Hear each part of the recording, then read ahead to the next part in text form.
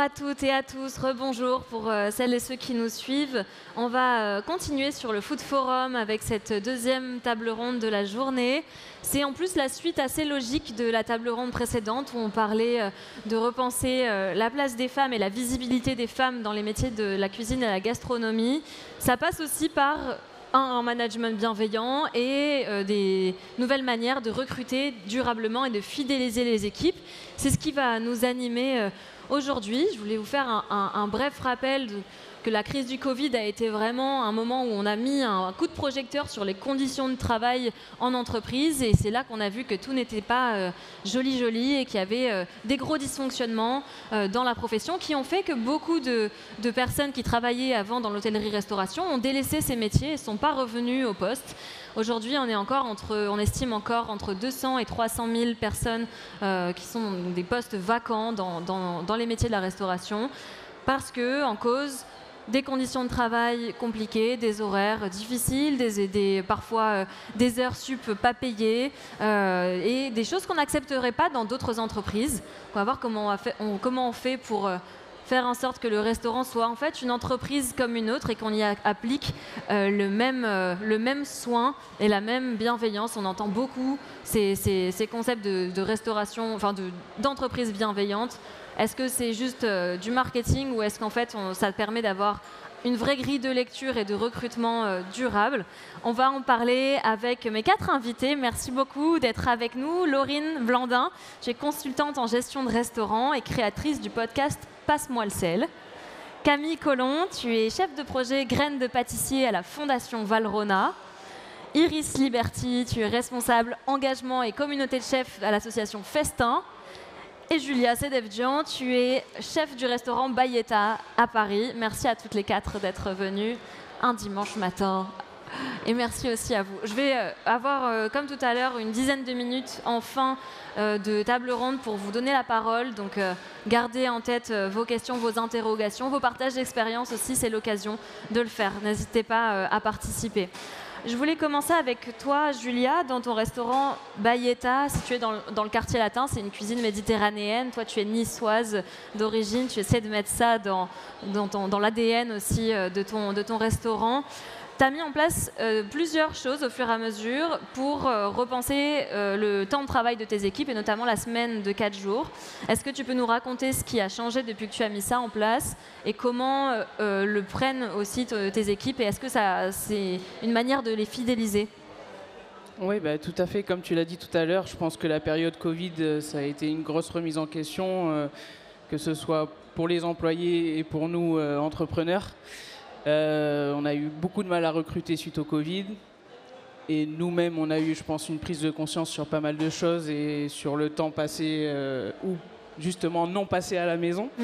Et c'est vrai que très rapidement il y a eu cette question de comment on pourrait leur accorder plus de temps et créer un équilibre entre vie professionnelle et vie personnelle.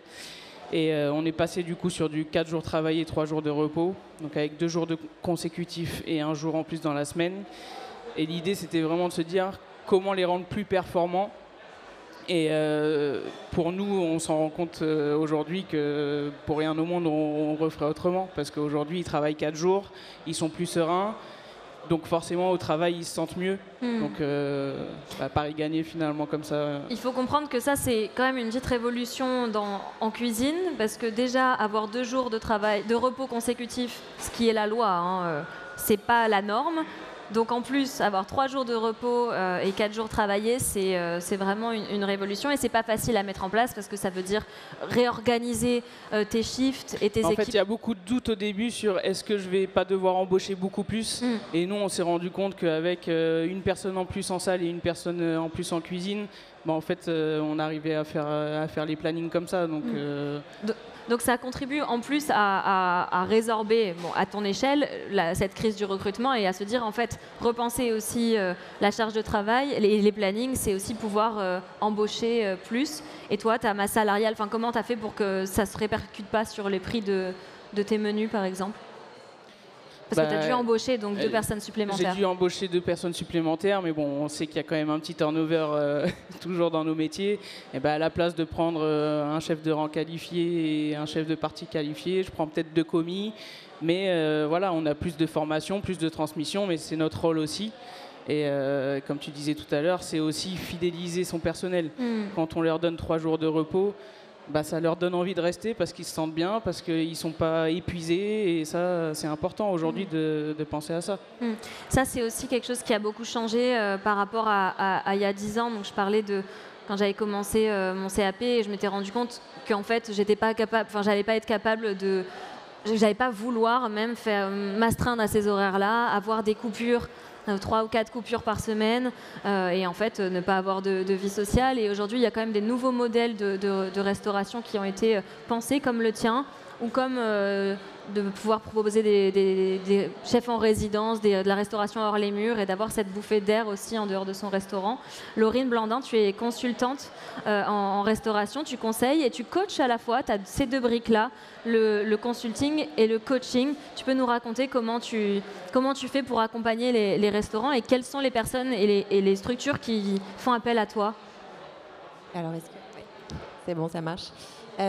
Alors du coup, pour reprendre ta question, les 2 briques de conseil et de coaching sont arrivées après 2 ans d'activité, quand je me suis rendu compte que quand on parlait de management, pour reprendre le sujet du jour, c'était donner un conseil sur mieux vaut faire la semaine de 4 jours, augmente un peu tes salaires, change les horaires, change la façon de travailler, fais tes plannings plus tôt. Voilà, la partie conseil théorique qu'on connaît tous et qu'on peut trouver n'importe où n'est pas accessible quand on ne comprend pas ce que le restaurateur ou la restauratrice ou le chef ou la chef pourquoi il n'accède pas ou elle n'accède pas à cette réflexion. Pourquoi il n'arrive pas à mettre en place la semaine de 4 jours? Qu'est-ce qui est compliqué? Est-ce que ça représente quelque chose de beaucoup trop cher et du coup on n'essaye même pas en fait de le faire ou on imagine que c'est trop compliqué? Et du coup la brique coaching arrive à ce moment-là quand on vient essayer de chercher quel est en fait c'est un vague mot, mais le système de croyance, qu'est-ce que la personne en face se raconte sur ce qu'est le management, ce qu'est la bienveillance, ce que doit être un bon planning, ce que doit être un bon management, une bonne communication.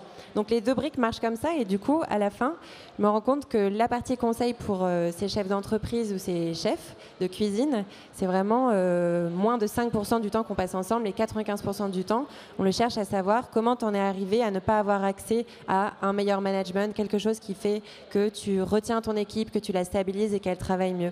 Et du coup, le travail, c'est ça. 95% du boulot, c'est savoir qui tu es, comment tu penses, qu'est-ce que tu vois, qu'est-ce que tu veux pour ton restaurant, pourquoi ton restaurant est important dans ta vie aujourd'hui, pourquoi il le sera demain, et comment est-ce qu'on fait pour créer des ponts entre toutes ces choses-là. Et ce qui est génial, c'est que c'est différent pour tout le monde. Et on t'écoute d'autant plus que tu es extérieur à l'entreprise. C'est tout l'intérêt d'avoir quelqu'un qui fait du consulting, c'est de se dire, OK, j'aurais pu trouver ces solutions-là tout seul, mais quand je les entends de la part de quelqu'un, ça fait tilt. Quand on l'entend de la part de quelqu'un, mais aussi quand on a tourné 10 fois autour du même pot et qu'on n'a toujours pas réussi à l'attraper. On pense à la semaine de 4 jours. J'adore ce principe.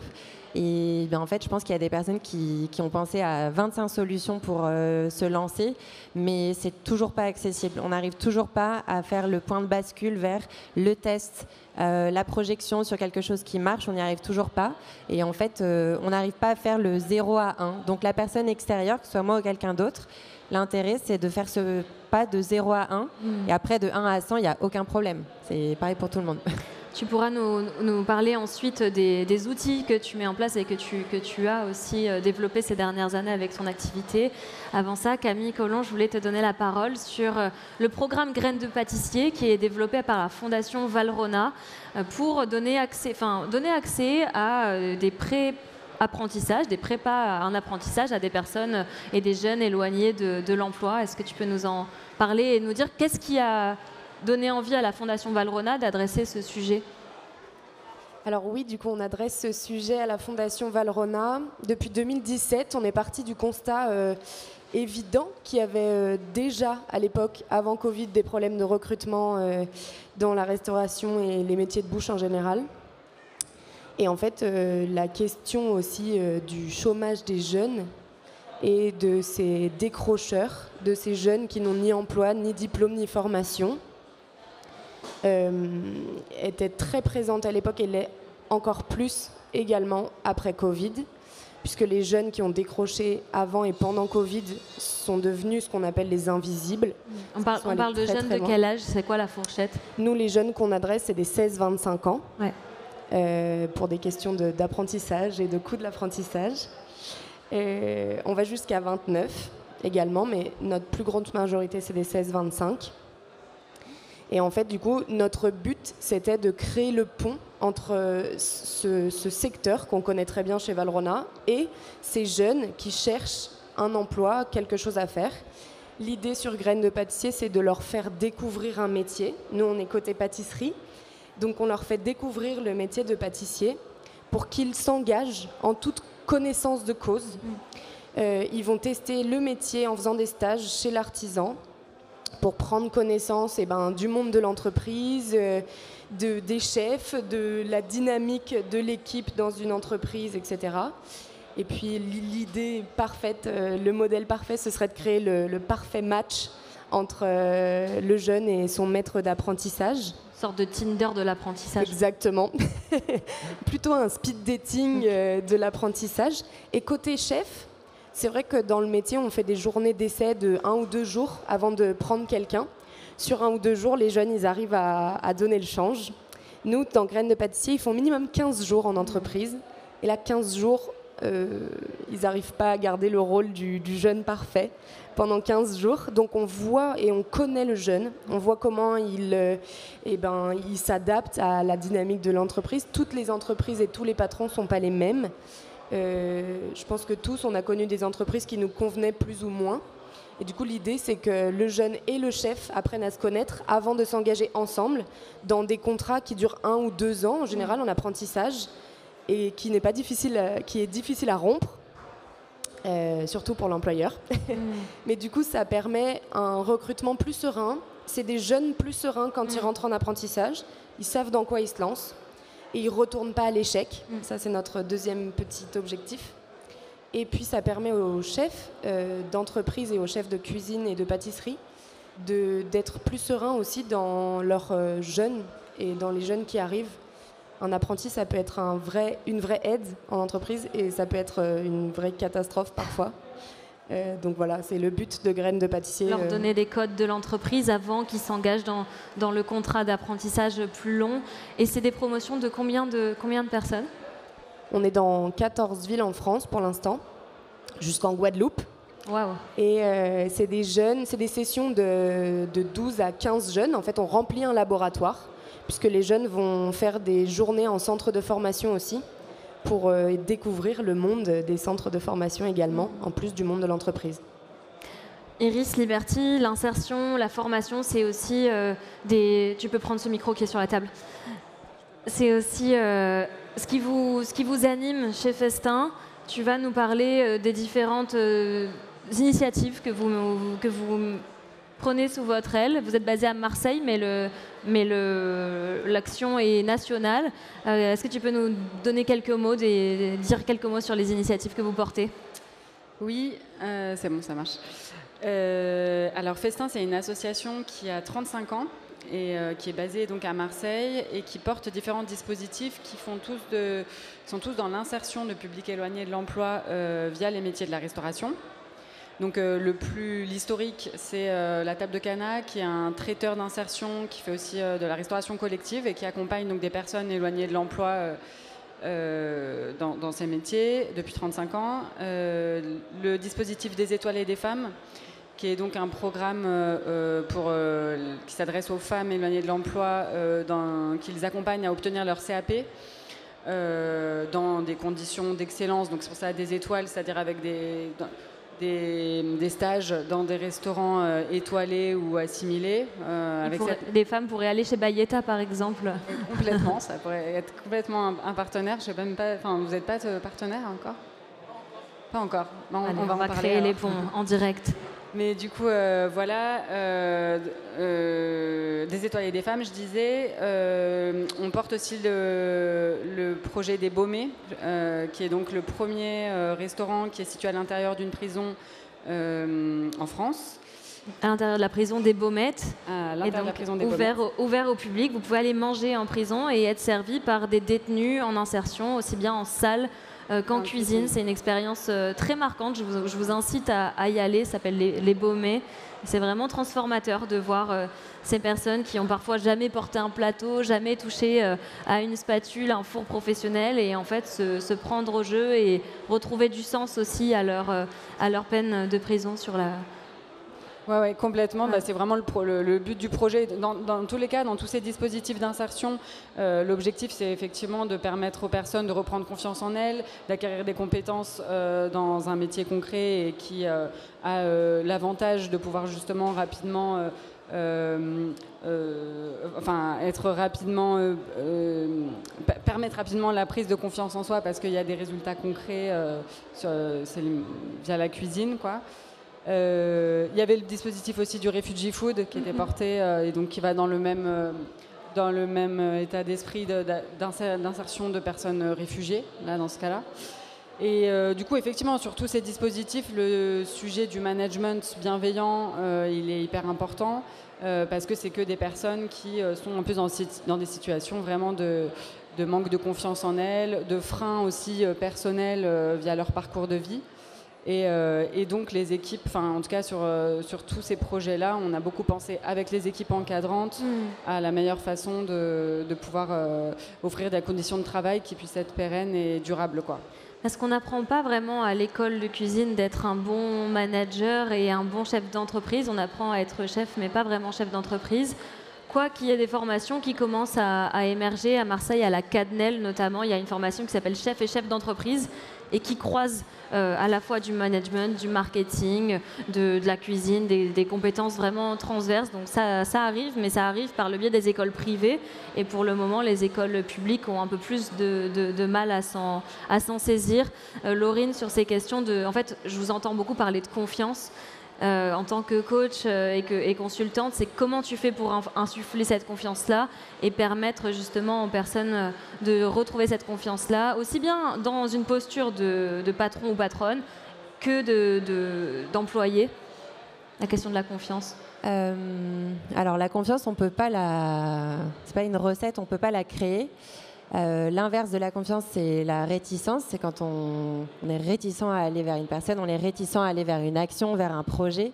Et pour moi, la confiance, en tout cas quand on travaille avec ces chefs d'entreprise ou ces chefs de cuisine, on travaille à relier en fait très clairement le projet professionnel, donc l'entreprise au stade où elle est développée et comment elle fonctionne aujourd'hui, et le projet de vie carrément personnel. Et en fait, quand on fait ce pont-là, on se rend compte que les problèmes changent de taille, les peurs changent de taille, elles sont plus ou moins pressées ou elles sont plus ou moins lointaines. Et en fait, on fait complètement le tri dans ce qui se passe au quotidien. C'est moins lourd, c'est moins stressant, c'est moins prenant. Les salariés ou les équipes paraissent moins feignantes si c'est le sujet du moment ou des choses comme ça. Et en fait, la confiance, elle revient comme ça. La confiance en sa capacité à gérer revient quand le problème devient plutôt une liste de petites actions. Le plus gros du problème, le plus douloureux, en fait, va plutôt arriver dans un an. On a le temps de travailler dessus et du coup, c'est quelque chose qui rebooste, en fait, de se dire, en fait, je suis capable de faire ce qui se passe là juste devant moi. Ça, c'est pour plus tard, ça, c'est pour demain. Et après, quand on arrive à faire ce pont entre le projet professionnel, le stade auquel il est développé, et la vie personnelle, ce qu'on veut dans sa vie, est-ce qu'on veut une famille, est-ce qu'on veut voyager, est-ce qu'on veut juste chiller, aller au yoga 4 heures par jour, enfin voilà, peu importe ce que c'est le professionnel, on est remotivé, on est reboosté, on a plus de courage et du coup on a la confiance et on la garde. C'est un peu comme rallumer le moteur et le remplir de fuel et une fois que ces ponts-là sont faits, il n'y a plus aucun doute sur rien. Les décisions se font hyper rapidement, la priorisation se fait super facilement et ça va mieux. Julia, quand tu as commencé en cuisine, est-ce que tu imaginais que ton métier serait quelques années plus tard non seulement cuisinière, mais aussi vraiment manager, quitte à parfois passer quasiment plus de temps à s'occuper de ton équipe et de toute la partie gestion que de mettre les mains en cuisine? T'avais anticipé ça? J'ai pu l'anticiper un petit peu parce qu'à partir du moment où on prend des postes à responsabilité en cuisine, donc à partir du poste de sous-chef, c'est quelque chose qu'on intègre dans nos missions. C'est commencer à faire du planning, commencer à gérer de l'humain. Et de toute façon, c'est ça qui est excitant aussi, c'est de passer du stade du cuisinier où on touche le produit, où notre seul objectif le matin, c'est de réaliser toutes les tâches qu'on a sur notre liste pour être prêt pour le service. Et au fur et à mesure, on intègre justement du management. Et c'est vrai que au début, comme tu disais tout à l'heure, on ne l'apprend pas à l'école, c'est pas inné. Et je pense que c'est quelque chose en France qu'on apprend beaucoup sur le tas. Toi, tu t'es formé ou t'es vraiment sur Je me suis pas formé, je me suis formé avec mes équipes. Ouais. J'ai vu au début un peu comment ils réagissaient quand j'étais trop dur, quand j'étais pas assez dur, et puis au fur et à mesure, on arrive à trouver un peu ce qui nous correspond. Des fois où tu as pu être dur avec tes équipes et te dire ok, j'ai besoin de trouver le bon ton et je suis pas obligé d'utiliser d'hausser le ton. Et ça rejoint un peu ce que tu disais, je pense que nous, on est le reflet. Quand on parle de confiance, il y a des choses des fois qu'on a du mal à faire, et ça dégage des choses pour l'équipe aussi. Il ne faut pas oublier que nous, en tant que manager, c'est nous qui tirons l'équipe vers le haut, c'est nous qui... On est hyper influents sur ça. Et c'est hyper important que nous, dans notre tête, on soit bien, qu'on sache où on veut aller, et tout de suite sur l'équipe ça se ressent. C'est pour ça que tu vois, juste faire des semaines en 4 jours par exemple, ça résout pas tous les problèmes. Bien sûr. C'est au quotidien, prendre le temps d'avoir un mot pour chacun de la brigade, prendre un petit café, demander si ça va, ressentir les peurs et les doutes de chacun, parce qu'en fait c'est un métier d'équipe avant tout qu'on fait. Et moi, sans mon équipe, je suis rien. Donc c'est ça qu'on apprend à faire quand on est manager, c'est de voir les points faibles et les points forts de chacun et de se dire, ok, aujourd'hui j'ai une équipe de 10-12 personnes, ils sont pas meilleurs les uns les autres, il y en a un qui est bon là-dedans, un qui est bon là-dedans, ok, comment je m'organise pour faire briller mon établissement et trouver les talents de chacun aussi. Et il y a aussi le rôle médiatique dont on parlait dans la table ronde précédente de... montrer aussi, visibiliser les équipes plus que les individus et les chefs en tant que personnes et faire en sorte qu'en fait les équipes soient présentes. Ici sur la scène chef tout à l'heure justement, Manon Fleury vient avec quasiment toute son équipe sur la grande scène à midi et quelques. Donc vous pouvez la voir. Sur son site elle dit co-chef et en fait il y a 5 co-chefs, 5 chefs et elles sont... toutes au même niveau. Il y a des niveaux après d'engagement financier évidemment différents quand on est propriétaire. Mais par contre, elle veut vraiment éviter de trop hiérarchiser et puis un peu horizontaliser aussi la hiérarchie. Camille, on aime bien entendre les belles histoires. Est-ce que tu peux nous donner un ou deux exemples de profils que vous avez accompagnés avec Graines de pâtissier ? Oui, bien sûr. Là, comme ça, j'en ai 2 qui me viennent en tête. On a un parcours particulièrement marquant pour nous à l'école Valrhona. C'est un jeune indien qui arrive en France, il est comptable en Inde, il a 20 ans. Et en fait, en France, pas de diplôme français et d'équivalent de son diplôme indien, etc. Donc il repart un petit peu à zéro à 20 ans, dans un pays dont il ne parle pas la langue et dont il ne connaît pas la culture non plus. Et Varenne, il est rentré avec notre partenaire qui est l'école de la deuxième chance, qui sont des spécialistes de l'insertion avec qui on s'attache pour accompagner ces jeunes justement. Et en fait, il est passionné de mode, passionné de pâtisserie dès le départ et il voit le programme Graines de pâtissier, donc il l'intègre. Il fait son parcours de 4 mois, en plus d'une formation très très très accélérée en français.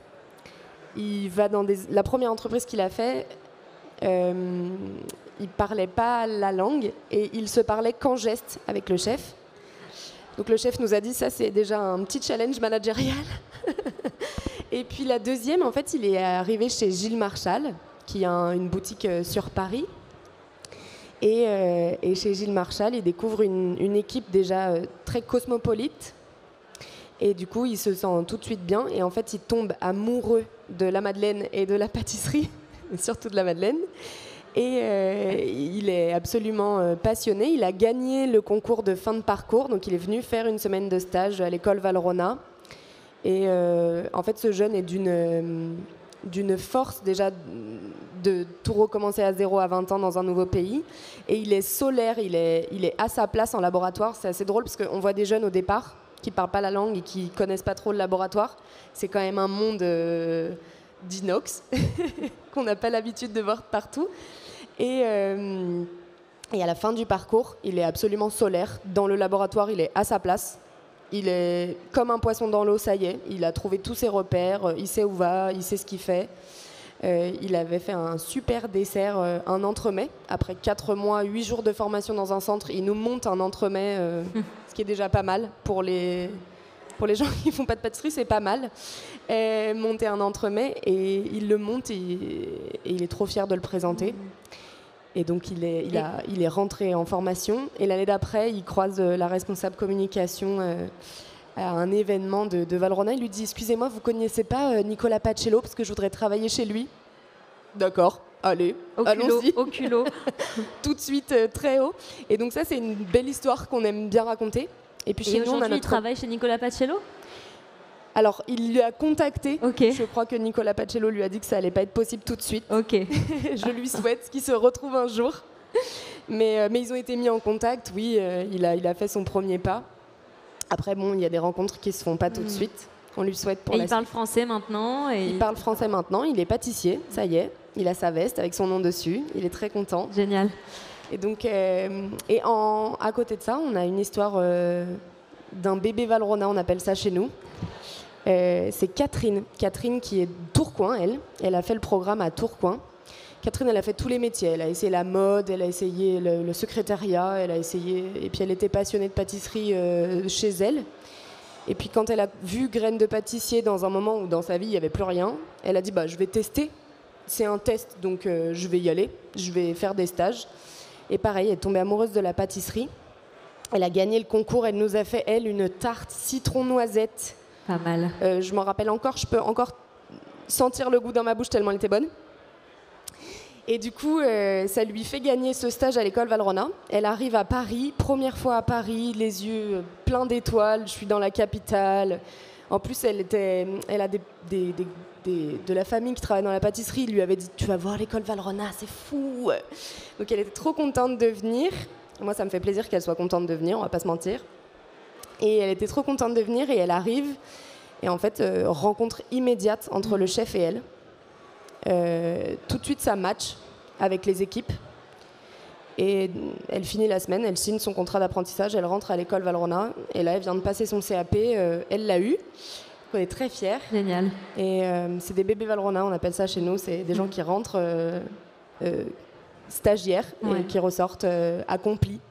Génial. On est très content de ça aussi. Iris Liberty, des profils comme ça, tu en as vu beaucoup, aussi bien avec ton expérience au sein du Refugee Food et là même les parcours que tu croises avec l'association Festin. Et avec toutes ces expériences-là, vous vous êtes rendu compte qu'il y avait justement cette question du management bienveillant et de faire monter ces profils-là pour trouver des réponses à la crise des vocations et la crise du recrutement. Et c'est un mouvement qui est en train de naître et qui s'appelle Restore. Est-ce que tu peux nous en dire plus ? Ouais, alors complètement. Restore, c'est un projet du coup qu'on lance avec d'autres associations et dont l'idée nous est venue un peu en miroir de tous ces dispositifs d'insertion qu'on porte, en se disant que justement on ne pouvait pas fermer les yeux sur une réalité professionnelle quand on accompagne toutes ces personnes à reprendre confiance en elles et que si elles arrivent un jour en entreprise et qu'en fait elles sont abattues ou en tout cas tout ce travail tombe à l'eau et qu'il fallait en fait qu'on aille travailler avec les professionnels un peu à la source sur justement les conditions de travail, les conditions de management pour assurer à toutes ces personnes-là un environnement de travail bienveillant par la suite. Et donc c'est via ce mouvement qui s'appelle Restore qui va être lancé fin novembre au niveau national. Et qui est donc un mouvement porté par plusieurs associations, mais surtout un mouvement interprofessionnel qui vient du coup des restaurateurs, directeurs de salles, entrepreneurs dans la restauration, pour faire et voir évoluer les pratiques managériales. Et ça va passer, parce qu'on se rendait compte, effectivement, comme on disait tout à l'heure, que les professionnels, aujourd'hui, ils sont un peu démunis, ils sont souvent seuls face à leurs problématiques, ils n'ont pas forcément été formés. Donc ça va passer par de la formation et donc on développe en ce moment des modules de formation de management bienveillant, de management interculturel avec les associations partenaires du programme. L'idée, c'est vraiment de pouvoir mettre en avant toute l'expertise que nous, on développe au sein de nos projets pour les professionnels. Parce qu'en fait, au sein des Baumés, de la table de Cana, avec des étoiles et des femmes, effectivement, ça fait depuis un petit moment qu'on met quand même en place particulièrement ce genre en tout cas, qu'on a acquis une expérience d'un management ou d'un bien-être au travail tout particulier pour un public particulier, mais qui peut complètement, aujourd'hui, et qu'on a envie de valoriser et en faire profiter la profession. Mais c'est aussi déjà en premier lieu sensibiliser aussi les professionnels à ces questions-là, parce qu'il y en a plein qui sont même très loin de ces réalités-là. Et donc c'est offrir aux professionnels un espace de rencontre et d'échange de bonnes pratiques, notamment avec les toasts qu'on organise avec la communauté écotable à Marseille pour l'instant, et qui sont du coup ces rendez-vous, ces apéros de partage de bonnes pratiques où en fait, les professionnels peuvent parler entre eux des problématiques qu'ils rencontrent, s'inspirer, etc. Et c'est aussi offrir des opportunités d'engagement aux professionnels. Et en fait, on se rend compte aujourd'hui que dans la restauration, comme dans tous les autres secteurs, qu'on a besoin retrouver du sens dans son travail. Et c'est vrai que je pense dans les équipes, et tu parlais tout à l'heure de turnover ou comment on fidélise aussi ces équipes, il y a cette question en fait, d'avoir du sens, de quand on se lève le matin, se dire que voilà, on va pas simplement faire la plonge ou couper des tomates, mais en fait qu'on puisse aussi s'engager. Et donc l'objectif de Restore, il est aussi de pouvoir mettre en lien les restaurateurs avec des associations locales et sur différentes thématiques que sont la mixité en cuisine, donc la place des femmes, l'éco-responsabilité, le management inclusif, de pouvoir leur permettre de s'engager, ou la solidarité alimentaire aussi, produire des repas pour l'aide alimentaire, pouvoir s'engager auprès d'associations et en fait faire évoluer aussi leur mission. Voilà. Donc, là-dessus, avant de vous passer un micro, 2 observations. La première, c'est aussi un angle que tu prends de l'engagement et de la transmission, notamment avec ton action avec la tablée des chefs. Est-ce que tu peux nous en dire un mot, des ateliers que tu proposes avec cette association ? Ouais, du coup, avec l'association La Tablée des Chefs, moi j'ai commencé pendant le Covid, justement avec de l'aide alimentaire. Donc à faire des milliers de repas pour ceux dans le besoin, faire des maraudes, etc. Et ensuite ça a accroché avec le président de l'asso. Vite je suis devenue ambassadrice. Maintenant ça va faire 1 an et demi que je donne des cours dans un collège dans le 20e à une classe de 3e. Donc leur faire découvrir le métier, mais pas que, aussi juste comment cuisiner à la maison simplement avec quelques ingrédients et se nourrir correctement. C'est toutes ces choses, c'est d'aller rencontrer parfois des jeunes qui sont un peu perdus et de leur donner juste l'envie soit de venir découvrir, soit de s'engager complètement dans la cuisine. Et c'est toujours des rencontres qui font du bien parce qu'en général, ces jeunes-là, ils nous touchent profondément. Donc on a envie de les aider, de les accompagner par la suite. Moi, j'ai beaucoup de jeunes qui passent par chez moi, que ce soit des stagiaires, des apprentis. Et c'est vrai que moi, c'est une période qui m'a beaucoup marqué dans ma vie, l'apprentissage, parce que je suis arrivé, j'avais 14 ans, j'étais un bébé. La première année, je savais pas forcément ce que je faisais là, mais j'aimais le faire, j'étais bien entouré. Et aujourd'hui, ça me tient à cœur de reproduire ça avec les jeunes aussi qui passent par chez moi, parce que c'est un moment, l'adolescence, où on est souvent un petit peu paumé. Et on a besoin à ce moment-là qu'on nous fasse confiance et qu'on nous aide à justement se dire je suis pas là pour rien. Tu disais tout à l'heure, faire la plonge, couper les tomates. Tout le monde est passé par là, faire la plonge, couper les tomates, éplucher les oignons. Mais si tu te sens bien avec ton équipe, qu'il y a de la bienveillance, que en fait tu le fais avec plaisir et tu dis je participe au déroulement de la cuisine. Donc en fait tu y vas et tous les jours tu le fais pendant un moment, et puis après tu vas être curieux, tu vas dire oui mais chef, comment on fait ça, et puis au fur et à mesure tu vas évoluer. Mais tout le monde est passé par là. Mais ça n'empêche pas qu'à ce moment-là, il faut être toujours dans la bienveillance. Ouais. Pour ton engagement, pour ton travail, je voulais juste signaler que tu avais reçu dernièrement la médaille de l'Ordre national du mérite. Donc voilà, c'est aussi la récompense de tout cet engagement et ce travail. Je vais faire circuler on va faire circuler un micro. Est-ce que vous avez des observations, des questions, des partages d'expériences pour... Ouais, merci.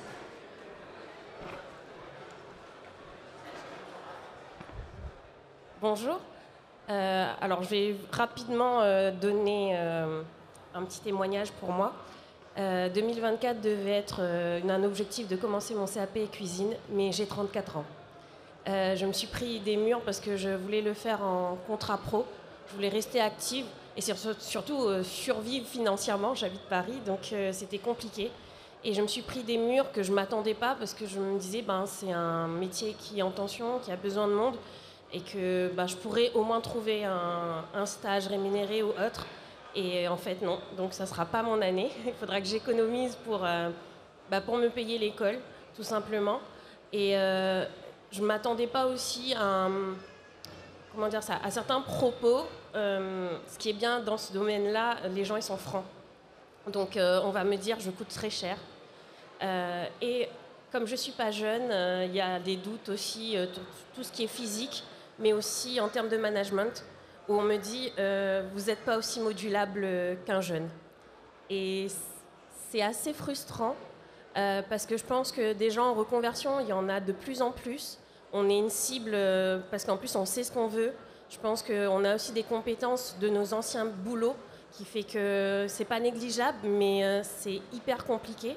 Et moi, je voudrais savoir, est-ce qu'il y a des choses qui sont mises en place ou est-ce qu'il y a aussi cette évolution en termes de management pour des gens qui n'ont pas 16, 17, 18, 20 ans et qui sont quand même prêts à rentrer dans ce métier-là, qui ont réfléchi. Moi, ça fait 1 an que je réfléchis vraiment à prendre cette voie, mais du coup, on me ferme les portes. Est-ce que vous avez des réponses à apporter? Ouais. Laurine? Camille? Ton cas, c'est un cas qu'on rencontre très très souvent dans le programme Graines de pâtissier, parce qu'en fait, 34 ans ou 20 ans, c'est pareil, tu coûtes cher. Dès que tu es majeur, dès que tu es majeur, ça y est, tu coûtes trop cher pour les entreprises. Donc, ton cas, en l'occurrence, c'est un cas qu'on rencontre très souvent. Et en fait, je crois que... alors, notre travail, nous, par exemple, ce qu'on essaie de faire, c'est de déconstruire tout ce qu'il y a à déconstruire dans le métier. Il y a plein de très belles choses, mais ce genre d'idées reçues, c'est un peu agaçant, je peux comprendre. Et donc on essaye de déconstruire. Parfois on accompagne même le jeune qui lui n'a pas les mots pour l'expliquer, pour dire que un adulte effectivement c'est déjà responsable. Comme tu le disais Julie tout à l'heure, quand on arrive à 14 ans, on est un enfant, on est un bébé, on n'a pas le sens des responsabilités. Vous l'avez, déjà un point pour vous. Et en plus, effectivement, le discours que tu nous tiens là, il faut vraiment continuer de le tenir lorsque tu vas rencontrer des patrons, des futurs patrons d'apprentissage, etc. Il faut continuer de le tenir. Je pense aussi qu'il faut que tu te renseignes. Alors, je ne suis pas spécialiste, mais il y a des aides Pôle emploi pour essayer de t'aider à financer ta formation. Il faut que tu te renseignes. Il y a des aides pour les reconversions, même après 18 ans. Et donc, faut que tu continues. Et oui, il y a un énorme travail de déconstruction là-dessus. Mais si on s'y met tous ensemble, on va faire avancer les choses petit à petit. Laurine, tu veux compléter ? Oui, déjà, j'espère que ça pourra quand même être 2024, ton année, je ne sais pas. J'aimerais bien apporter l'autre côté du miroir, même si c'est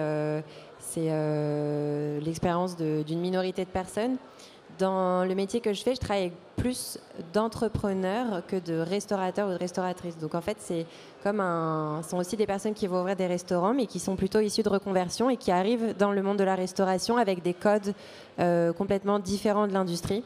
et qui du coup, quand ils vont recruter, ils vont pas du tout... Enfin, je fais des généralisations pour simplifier le propos et pour qu'il soit très clair, puisque ça ne concerne pas tout le monde. Ils vont venir chercher dans le recrutement un mix au sein de leur équipe entre des personnes qui vont apporter de l'expérience, donc ils vont chercher plutôt dans les âges, ils vont apporter des compétences, des personnes qui ont eu des postes dans des établissements, ils ont appris de la technique, et des personnes qui vont être pour eux plus faciles à manager, plus faciles avec qui passer la journée, plus faciles avec qui traverser les tempêtes qu'on a dans un restaurant. Et je pense que pour ces entrepreneurs, tu es dans cette catégorie. Et tous les jours, j'ai des clients qui se retrouvent avec des problématiques en fait de l'autre côté du miroir de la tienne, où ils me disent j'ai embauché quelqu'un de super compétent, génial, qui m'a apporté plein de choses, mais du coup c'est plus rigide de changer d'avis, c'est dur de faire demi-tour. Et de l'autre côté, je vais avoir, alors c'est pas pour tout le monde, hein, mais je vais avoir des clients et des clientes à moi qui me disent là je viens d'embaucher cette femme ou cet homme qui n'a jamais fait de restauration, mais on s'est tellement bien entendu que je sais que peu importe ce qu'on va faire, ça va être trop bien et on sera d'accord et on va aimer les mêmes choses. Et je pense que, alors en apprentissage c'est peut-être un petit peu différent, mais si tu veux continuer ta recherche et persévérer, oriente-toi vers plutôt ces profils d'entrepreneurs et ces personnes qui se sont reconverties, qui n'ont pas du tout envie d'embaucher des personnes qui vont leur donner à eux des ordres parce qu'ils connaissent pas encore le métier, mais ils ont envie d'embaucher des personnes avec qui ils vont pouvoir vivre des trucs sympas et même si c'est pas parfait, ça va bien se passer. Donc c'est l'autre côté du miroir pour ces profils-là. Merci beaucoup. On va prendre une dernière rapide observation. Bonjour. C'était pour rebondir par rapport à ce que tu viens de dire. Moi, j'ai 29 ans, je me suis reconvertie en 2022 et je l'ai fait avec une école qui s'appelle La Source. Peut-être que vous connaissez. C'est une école qui prend que des reconversions. Et moi, j'ai fait un apprentissage de 6 mois. Alors, il y a une réalité par rapport à l'âge, c'est que je crois que c'est au-dessus de 30 ans, il y a le contrat d'apprentissage qui est plus possible, donc il faut passer en contrat pro. Il y a effectivement des questions à se poser là-dessus. Mais tu peux... moi, j'avais dans ma promo d'apprentissage des gens de 33 à 34 ans. Dans le restaurant dans lequel j'ai fait mon apprentissage, le Mermoz, il y avait des apprentis de 40 ans. Donc tu peux, et il faut bien chercher. On peut en discuter après. Je sais que La Source a un stand ici. Et au-delà de ça, La Source, c'est aussi une école qui axe beaucoup son apprentissage sur la durabilité, la responsabilité du management. Donc je pense que ça correspond aussi au sujet de la discussion. On peut en parler après si tu veux. Le mot de la fin, un dernier commentaire avant de passer à la suite. Julia. Vu qu'on est dans le thème un petit peu de la reconversion et du contrat pro, moi je pense que il y a un endroit pour tout le monde partout. Moi j'ai pris cette année Abdallah qui avait intégré mon équipe, qui a 36 ans, en contrat pro, parce qu'on s'est entendu, parce qu'il y a un feeling. Je sais qu'il va me coûter un peu cher, ça c'est mon œil de patron, mais je sais aussi qu'il a la tête sur les épaules et qu'il a quelque chose qu'un apprenti de 16 ans ne pourra pas m'apporter. Et de l'autre côté, j'ai un petit apprenti de 15 ans qui nous a rejoint aussi. Et voilà, nous on trouve notre équilibre comme ça, donc désespère pas, il y a plein de restaurants à Paris. On a la chance d'être à Paris. Peut-être que tu t'es pris des portes, peut-être qu'on a été un peu dur dans les propos avec toi, mais tu as su aussi interpréter les mots quand tu dis « c'est bien, vous êtes franc dans la restauration », on m'a dit « voilà, j'ai un contrat pro, je coûte cher », ça c'est quelque chose que tu as compris. Maintenant, arrête pas. Il y en a plein, il y a plein d'écoles, il y a plein de restaurants, donc désespère pas, et si c'est pas 2024, ça sera 2025. Ce sera le mot de la fin. Merci beaucoup, mesdames, d'être venues. Merci à vous aussi de nous avoir suivis. On se retrouve tout de suite. Courte pause de 5 minutes et on va parler de robots et d'humains en cuisine. Restez avec nous.